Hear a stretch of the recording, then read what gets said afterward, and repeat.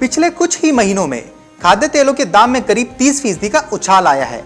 इसकी कीमतों में बढ़ोतरी का मुख्य कारण है विदेशों में पामोलिन के दाम में तीव्र उछाल।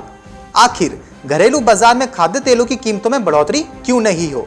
इस समय हम अपनी जरूरत का करीब 70% खाद्य तेल तो विदेश से मंगाते हैं। ऐसे में तेल उद्योग एवं कारोबार के केंद्रीय संगठन COOIT यानी कि central organisation for oil industry and trade ने सरकार को जेनेटिकली मॉडिफाइड ऑयलसीड को बढ़ावा देने की मांग की है। आइए जानते हैं इस बारे में विस्तार से। इस समय देश में करीब 23 मिलियन टन खाद्य तेल की हर साल जरूरत पड़ती है। इसमें से हम महज 8 मिलियन टन खाद्य तेल ही पैदा कर पाते हैं।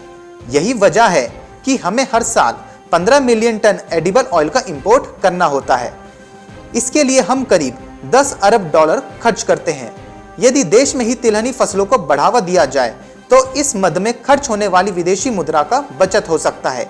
तेल उद्योग एवं कारोबार के केंद्रीय संगठन COOIT का कहना है कि इस समय घरेलू स्रोतों से तिलहनी फसलों की उपलब्धता पर्याप्त नहीं है।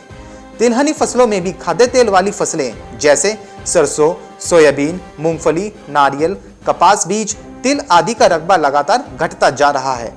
इसलिए सरकार को देश में जेनेटिकली मॉडिफाइड ऑयलसीड की खेती को बढ़ावा देना चाहिए।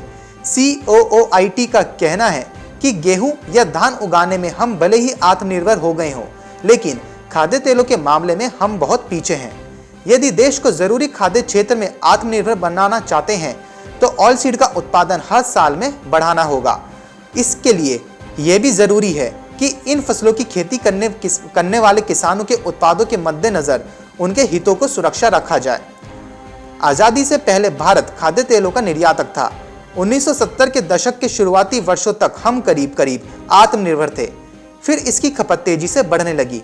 तब भी वर्ष 1994 से 95 के दौरान खाद्य तेलों के मामले में भारत की आयात पर निर्भरता मात्र 10% की थी। अब आबादी बढ़ती एवं बेहतर होती जीवन शैली के चलते मांग बढ़ने तथा कम उत्पादकता के कारण बढ़कर 70% हो गई है। अपने यहाँ पारंपरिक रूप से खाने में तेल का कम उपयोग होता था। 1971 में ये 5 किलो प्रति वर्ष था। फिर 1972 में हुए भारत पाकिस्तान युद्ध तथा उसके बाद पड़े भयंकर सूखे की वजह से 1973 में खाद्य तेलों का प्रति व्यक्ति सालाना खपत महज 3.9 किलो प्रति व्यक्ति तक आ गया था। लेकिन उसके बाद इसमें धीरे धीरे बढ़ोतरी होती गई। यह वर्ष 2012-13 में 15.8 किलोग्राम हो गया। अभी यह 19.5 किलो प्रति व्यक्ति तक पहुंच गया है। COOIT के चेयरमैन का कहना है कि अगर स्वदेशी उत्पादकता यानी कि डोमेस्टिक प्रोडक्टिविटी और उत्पादन बहुत अधिक नहीं बढ़ते तो हमारी आयाती तेलों पर निर्भरता बढ़ती चली जाएगी। ऐसे में महंगाई खूब बढ़ेगी। ऐसे में लोगों को तुरंत राहत पहुंचाने के लिए सरकार को खाद्य तेलों पर से 5% GST हटाने पर विचार करना चाहिए।